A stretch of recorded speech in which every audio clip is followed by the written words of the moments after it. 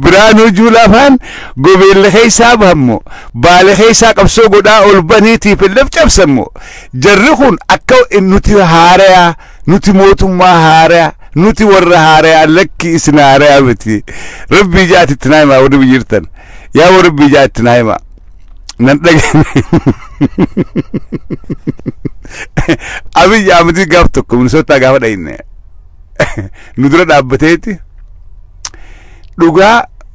woggaa dabre kana sirra buleen beeku qabsoo godhuu keessa beekadha qabsoo godhuu keessa sirra buleen beeku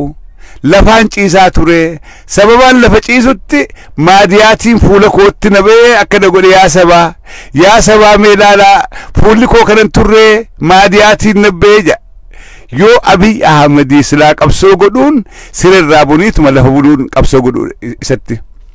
beekadha OPDO yaa buleeso namnummaan OPDO bulchitu waa himu